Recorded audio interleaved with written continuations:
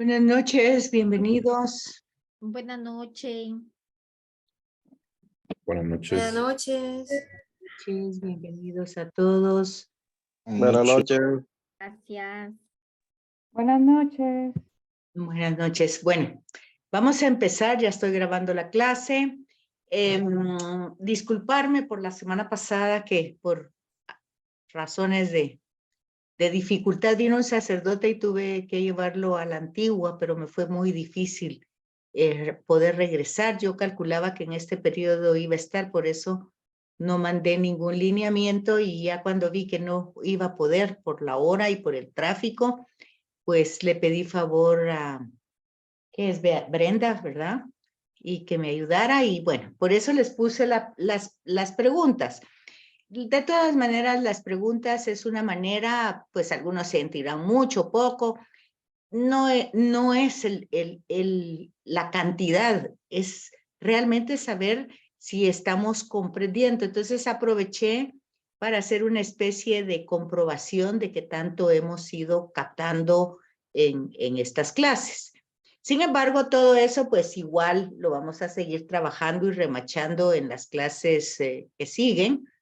Y agradezco, algunos lo han hecho, otros no.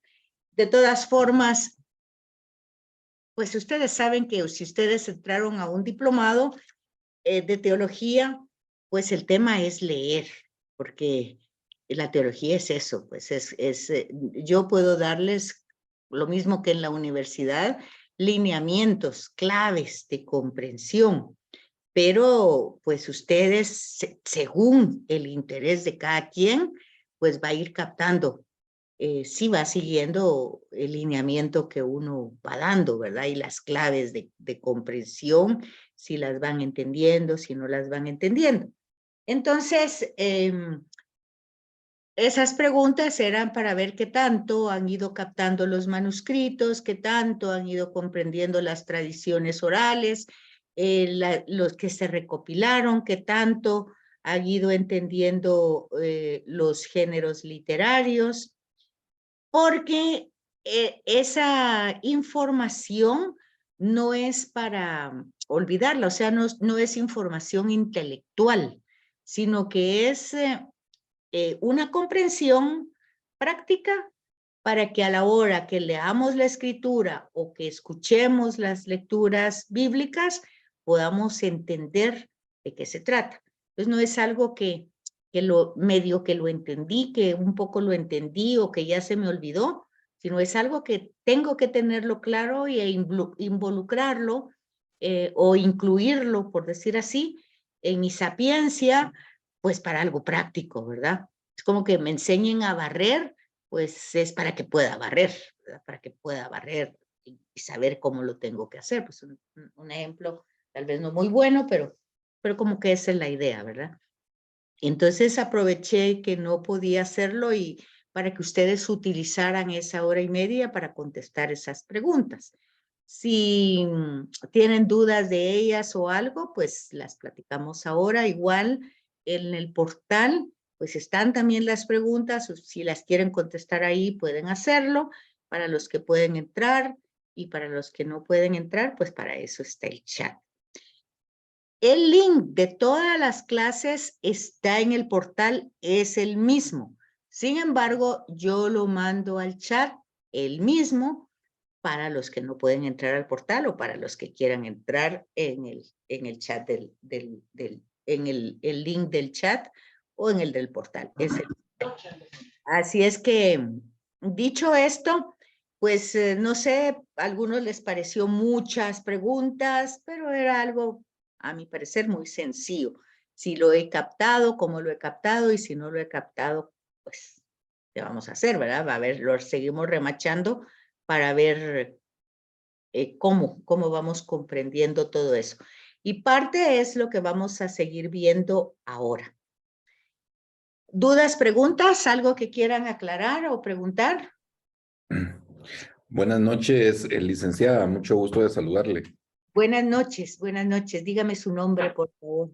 Giovanni Castro. A ver, Estamos en el mismo link con mi esposa. Los dos ah, escuchamos la clase juntos. Ah, Giovanni y Blanca, muy bien. Sí, muchas gracias. Le enviamos la tarea, la subimos al portal, Muchas gracias. pero sí nos quedó la inquietud con relación a las distintas formas o formas literarias, por ejemplo, o escuelas, o no sé cómo expresarlo, eh, como poder captar esa diferencia bien definida entre la sacerdotal, la eloísta, y deuteronómica y la yavista. Creo que por momentos, incluso cuando uno lee, por lo menos la Biblia que está en el portal, hay momentos en los que en algunos pasajes particulares de lo que usted nos dejó, se habla de que se entremezclan los diferentes tipos de relatos y que uno prevalece, usualmente el sacerdotal. Entonces, si queríamos, si usted fuera tan amable de podernos ampliar un poco ese tema. Muchas gracias. Le agradezco muchísimo, Giovanni, muchísimo, porque justamente ese es el tema. Las tradiciones orales, pues fueron eso, tradiciones, formas como se transmitió el mensaje. A ver, primero, el tema del monoteísmo, o sea, del Dios de Israel. El tema ese es un tema no especulativo, no surge por especulación. ¿Comprenden lo que estoy diciendo? ¿Comprenden la palabra? No surge por especulación, sino por experiencia. ¿Captan? ¿Captan lo que les estoy diciendo? Especulación es ideas. ¿Será? ¿No será? ¿Es esto? ¿Será aquello? Estamos en un ambiente politeísta donde cada pueblo tiene su divinidad, cada uno de ellos maneja a su divinidad, a su antojo, y de pronto encontramos una realidad, una experiencia, no es una especulación, no es una idea, es una experiencia de alguien, en el caso de Abraham, que experimenta que entre todas las divinidades hay uno personal. Hay uno que a la muerte de su padre, pues es más que su propio padre y que lo va a tener para siempre. Abraham lo cree realmente que esa realidad que él está experimentando le pide que se despoje de su cultura, de sus tradiciones, de su familia, que salga de sus raíces paganas, o sea, politeístas, y que haga la prueba de creerle lo que le está prometiendo esta realidad nueva. Ahora, ¿cómo va a contar eso Abraham a su tribu? Porque es una tribu patriarcal, él es el patriarca. El versículo 4 dice que Abraham marchó. Okay. Quiere decir que él personalmente le creyó, pero luego la vida continúa y él le creyó, pero ustedes saben que humanamente, pues nuestra humanidad lleva procesos que no cuenta la Biblia, porque no es ese su trabajo, solo ponernos testimonios.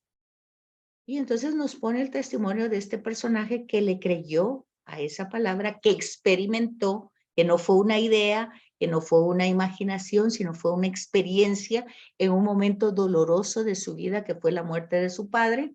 Y entonces, eso lo sabemos en el capítulo 11 anterior al 12. El final narra eso. Entonces, este hombre experimenta ese Dios único, ya no poli, sino único, mono, y entonces empieza su caminar. Marchó, dice el versículo 4. Marchó. Ya marchó con esta nueva experiencia que en momentos se le va a ir como enturbiando con las otras costumbres, con las otras tradiciones que él traía, pero las va a ir purificando. Esa misma realidad divina le va a ir purificando esa experiencia con otras experiencias más. Entonces, la forma como él lo va a transmitir es oralmente. Obviamente no está escribiendo nada, sino que trata de de transmitir esa experiencia de forma oral. Si utiliza rasgos humanos para hablar de esa experiencia, está hablando de una tradición yavista. O sea, esa va a ser la característica fundamental del yavista, de esa tradición oral. Sí va a utilizar elementos, porque ahí en los ciclos patriarcales vamos a encontrar las tradiciones, que era el trabajo que ustedes tenían que hacer viendo los distintos relatos ya escritos, ¿verdad? Porque ese es otro proceso. Primero estamos en el proceso oral. Sí utiliza elementos para hablar de esa experiencia, como el fuego, el agua, el viento, el ángel. O sea, utiliza elementos y utiliza mediadores. Entonces, estamos hablando de una tradición eloísta.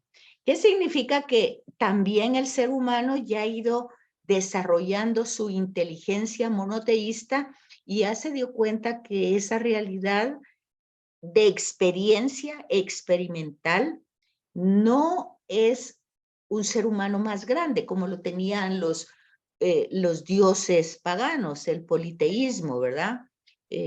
Ya sea que nosotros veamos las distintas divinidades, pues ellos adoraban al trueno, a las montañas, a los ríos. Todavía hoy hay esas realidades. Entonces ellos van viendo que no, que ese ser, pues justamente es el que ha creado todo. No es panteísmo, o sea, no es adorar a la montaña, al río, sino que al creador de la montaña y del río. Y que en la montaña y en el río y en la tormenta y en el rayo y en el trueno, yo puedo ver el poder de ese que lo ha creado. Bueno, ellos van utilizando eso y en la medida que van desarrollando ya esa experiencia, pero ya como pensamiento, pues van utilizando otras formas para hablar de ese ser. Entonces, en esta manera hablábamos de lenguaje. Van a ir utilizando diversos lenguajes. Primero el antropomórfico, luego el de elementos. Y cuando, por ejemplo, el tema es de culto, de adoración, de que al tener esa experiencia con esa realidad, en el lugar donde tuve esa experiencia, pues siento la necesidad de dejar ese lugar como evidencia de esa experiencia y entonces hago una especie de altar. Esa es la tradición sacerdotal, que va a decir dónde se sucedió esa experiencia, cómo sucedió, lo va a contar, pues ahora nos va a llegar a nosotros en forma escrita, pero entonces ellos lo tienen en la tradición sacerdotal. Y cuando el tiempo pasó y fueron invadidos por imperios y distintas circunstancias históricas, han tenido que repensar esa misma historia, no otra, sino esa misma historia que es la historia de la salvación. Y entonces va a ser la tradición deuteronomista. Ahora, deutero segundo y nómina o forma, ¿verdad? La segunda manera de interpretar esa misma historia. Ahora, cuando ellos tienen esta experiencia, los protagonistas que van teniendo esta experiencia lo transmiten oralmente y pasa así durante muchos siglos esa narración oral. Cuando llega el momento de ponerlo por escrito, pues resulta que es mucha la riqueza que ellos ven en todas las tradiciones, porque aunque hay muchos idiomas, no lenguajes, sino idiomas, hay muchas culturas, hay muchas experiencias, hay muchas formas de decirlo, ellos, el agiógrafo es el que va a poner por escrito, también se le va a llamar el escriba, ¿verdad? Entonces ellos ven que todo eso es demasiada riqueza y que quitar una cosa o poner otra o darle más importancia a uno es como empobrecer el relato escrito. Entonces hacen uso de los géneros literarios. Primero hay que entender que el proceso de escritura empieza con recopilar. Recopilar todas esas tradiciones orales y ahí te entraban en fusión los videos que les puse desde el principio. Cómo se fue dando primero por manuscritos, cómo lo fueron haciendo, procesos largos también en la historia. Entonces ahí entra otro elemento que son los géneros literarios. Y entonces cuando nosotros vimos Génesis 1, que empezaba en el versículo 1 y terminaba en el capítulo 2, versículo 4a, o sea, solo una parte del versículo 4, solo la primera parte, nosotros con la nota de pie de página nos ayudamos y entendemos que esa es una pieza completa. No todo lo que está en la escritura son piezas así de completa. Por eso empieza así la escritura, porque es una pieza muy antigua, es una pieza literaria preciosa que pertenece a un himno litúrgico. Así está clasificado literalmente esa pieza, ese capítulo 1, versículo 1 al capítulo 2, versículo 4. Es un himno. Y cuando lo leo, tengo que leerlo como himno, porque si no lo leo como himno, le doy interpretaciones que el texto no tiene. Entonces, dentro de ese himno, yo debo de encontrar el mensaje revelado, o sea, lo que Dios revela de él a través de ese himno litúrgico. Y es muy sencillo, porque lo que el himno hace, todo himno lo que hace es exaltar. ¿Y qué es lo que exalta Génesis 1? Pues a ese ser que crea, que es vida, que habla, que con su hablar, pues realiza la obra que habla. Lo que dice que va a hacer, se hace. Ahorita voy, Floridalma. Ese himno es exactamente igual lo mismo que en la Eucaristía, lo pusimos el ejemplo. En la Eucaristía tenemos el Gloria, que es un himno litúrgico que alaba a Dios. ¿Qué es lo que alaba? Dice, gloria a Dios en el cielo y en la tierra paz a los hombres que ama el Señor. O sea, alaba el amor de Dios que ha creado todo con inmenso poder, con inmenso amor. Por tu inmensa bondad te adoramos, te glorificamos. Da las razones por las cuales nosotros vamos a una Eucaristía, por las razones por las que uno lo busca en todos los lugares, por lo que uno lo alaba, como Francisco de Asís, cuando ve las estrellas, cuando ve el agua, cuando ve la montaña, porque él es el creador. Y aunque uno no alaba la obra, alaba al creador. Y utiliza el esquema de una semana. ¿Por qué? Porque es el fundamento religioso judío, descanso del sábado. Obviamente, el relato no está diciendo que la obra creadora, está diciendo el himno que la obra creadora está terminada. Pero nosotros sabemos que la obra creadora sigue desarrollándose y se sigue trabajando hasta el día de hoy. Si no, no tendría sentido Jesús, ¿verdad? Cuando dice, mi Padre ha trabajado siempre, no descansa nunca, y yo tampoco. Igual tendríamos que ser nosotros por el proyecto de salvación, pues trabajar.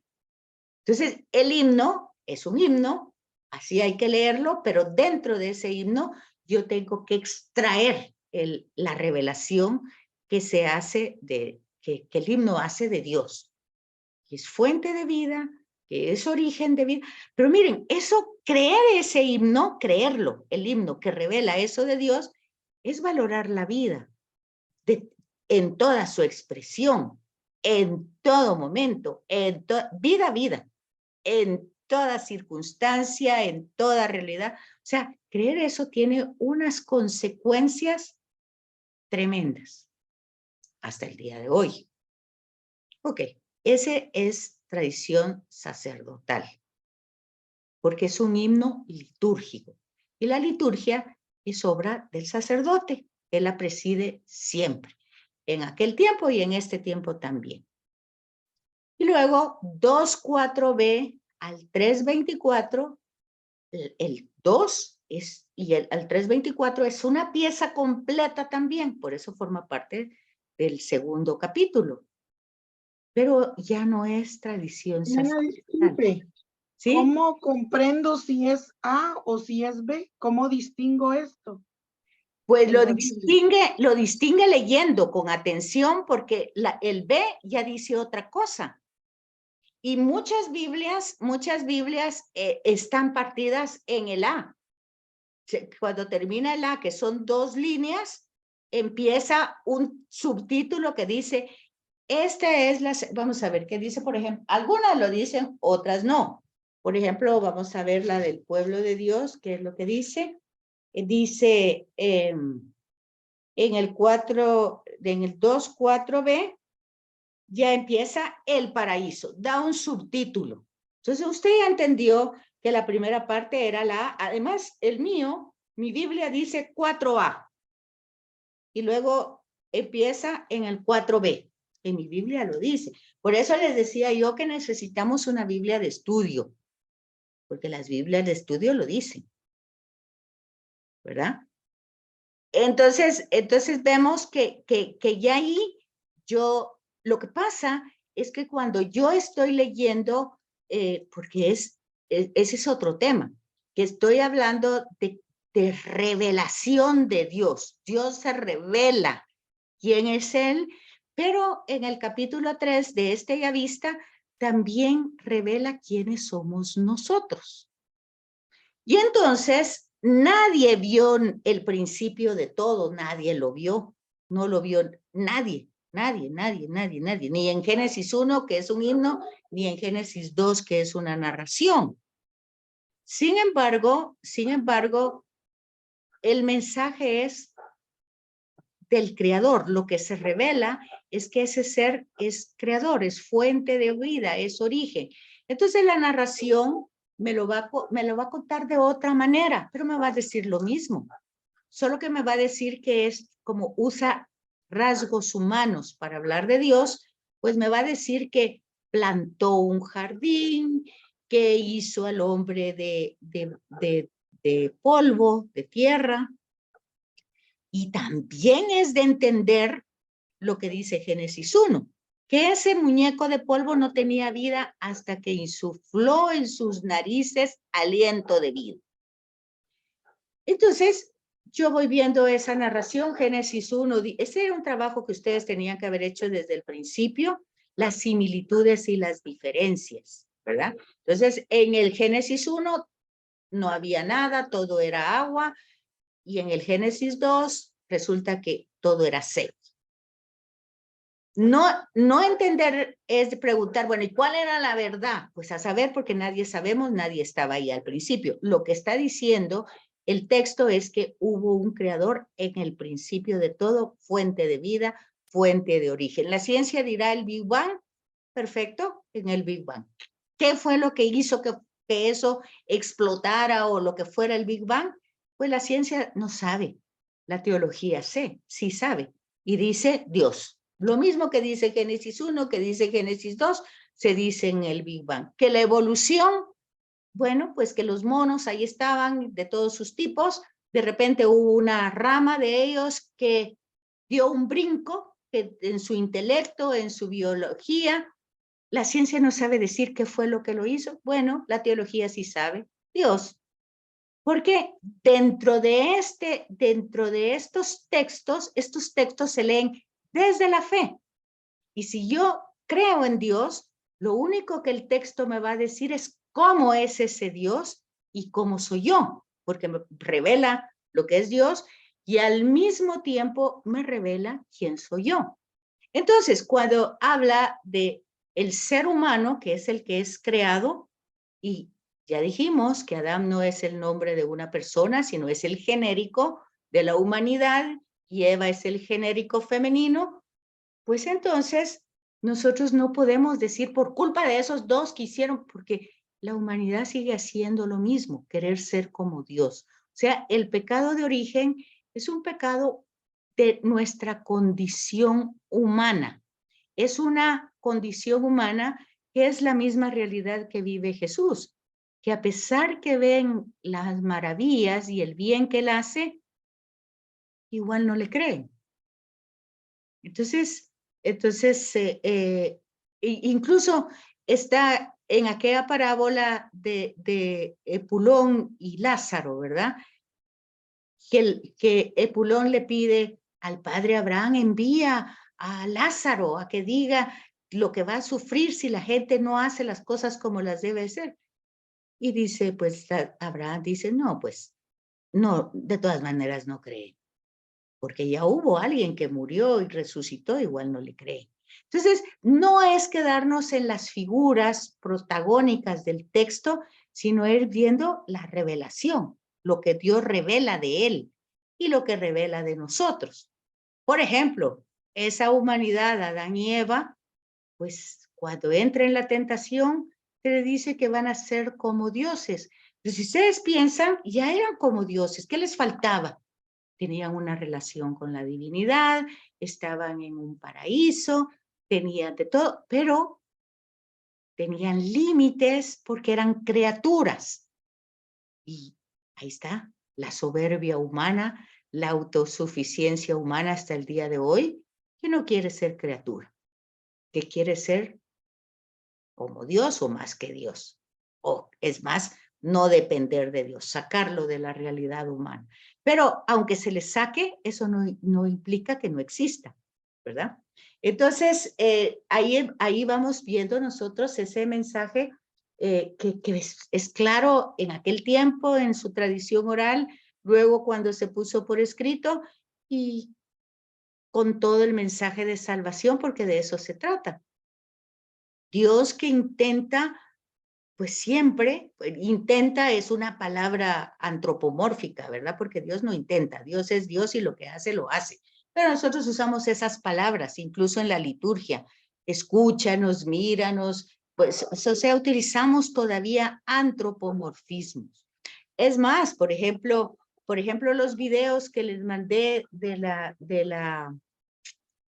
¿cómo se llama esta? De la peregrinación que empezó el miércoles de ceniza, no es para que hagan deberes, sino para que lo miren y enriquezcan la formación bíblica a través de la arqueología, a través de la geografía, a través de la historia que el padre Juan Solana pues va narrando en esa peregrinación en Egipto y en Israel.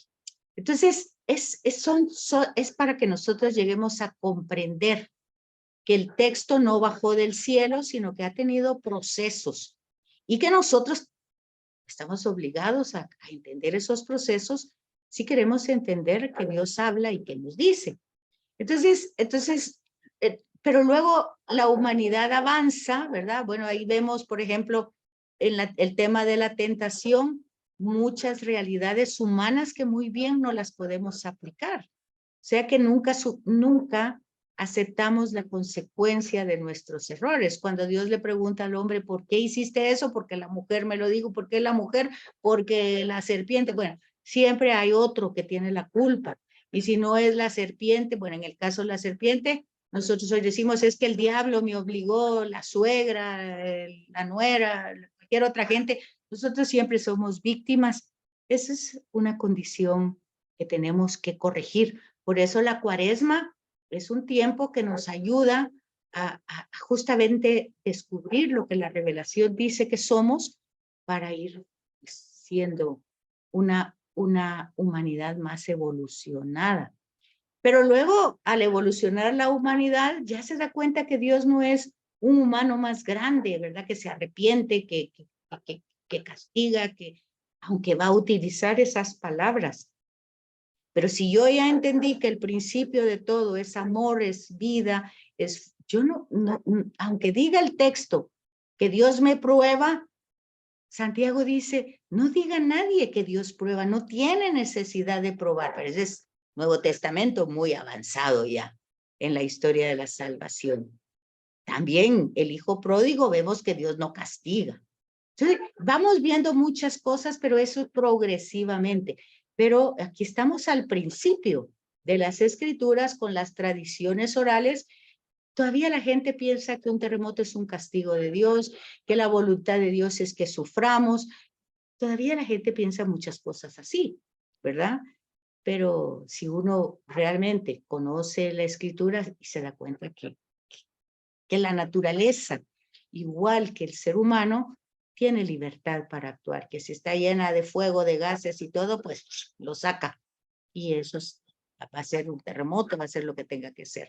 Si la gente está viviendo en un lugar donde pasa un río, pero resulta que ese río se secó, pues un día va a pasar el río cuando haya mucha agua y pues va a pasar lo que tiene que pasar. Entonces, son muchas cosas que no tienen que ver con Dios, pero como necesitamos culpar a Dios para no asumir nuestras responsabilidades, pues preferimos eso, ¿verdad?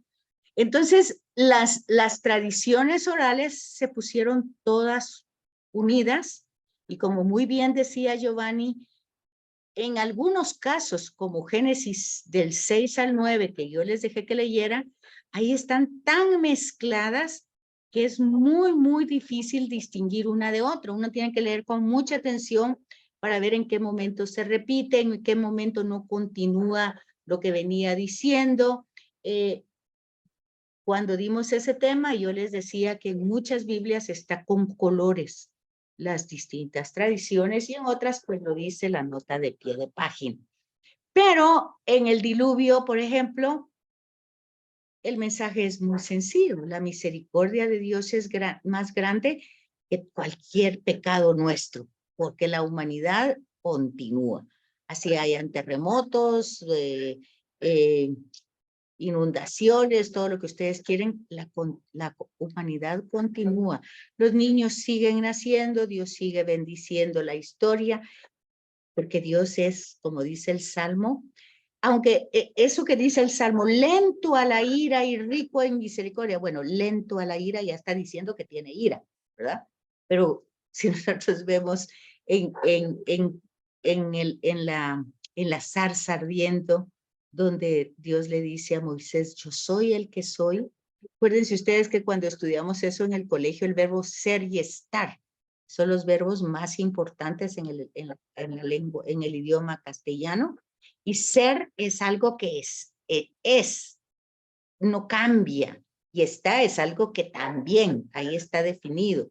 Entonces, Dios se revela como esencia de algo que es y que está y que no cambia, no muda, dice Santa Teresa. Dice, Dios no se muda, quiere decir Dios no cambia.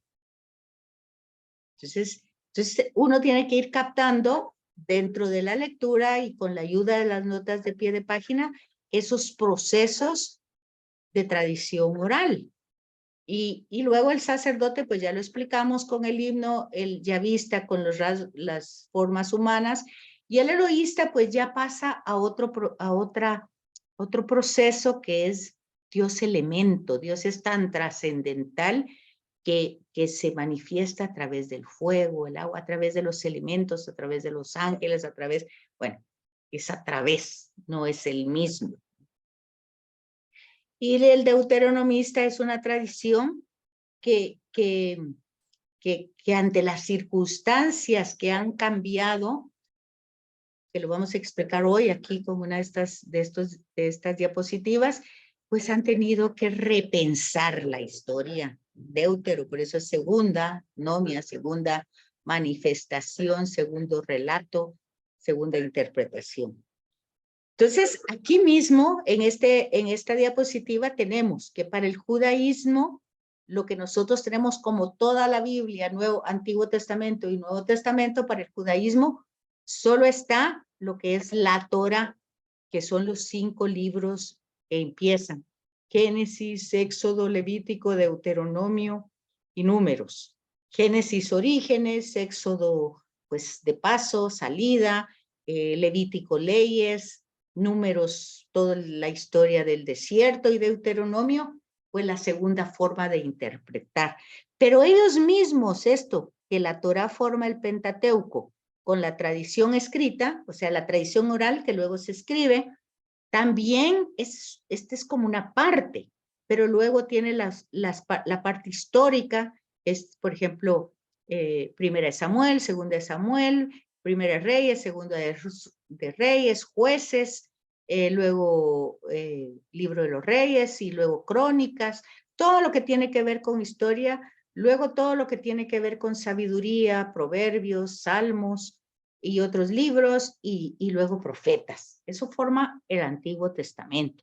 Pero este Antiguo Testamento, que los judíos no es que tengan Antiguo Testamento, sino esa es su escritura, la Torá, que está formada así como les digo, ha sido interpretada por otro libro que ellos mismos han sacado del primero, que se llama el Talmud. ¿Por qué? Porque ese sería como el Deuteronomio, porque ellos han tenido que irse al exilio, han regresado, les han destruido, bueno, tantas cosas han sido invadidos, y entonces van como reinterpretando. Y la Septuaginta, que es otra manera de interpretar lo recopilado. Entonces, todos estos tienen los mismos procesos, porque no hay otra manera. La escritura no es algo que empezó desde el principio, sino que la escritura llevó su momento histórico y por eso los manuscritos que yo les di, ¿verdad? Los videitos para que ustedes vieran cómo esas tradiciones orales se empezaron a escribir, primero en papiros, después en pieles de animales, con las tintas, después cómo se fue escribiendo los distintos 26 videos donde les entra esto que está aquí, ¿verdad? Pero lo que nosotros tenemos que ir como captando es el mensaje, el contenido que hay tanto en las tradiciones orales como en los géneros literarios, que es el mismo. Cómo Dios salva a la humanidad y la necesidad que la humanidad tiene de ser salvada. Que eso pareciera que hoy no estamos tan claros con eso, como que no estamos muy conscientes que hay necesidad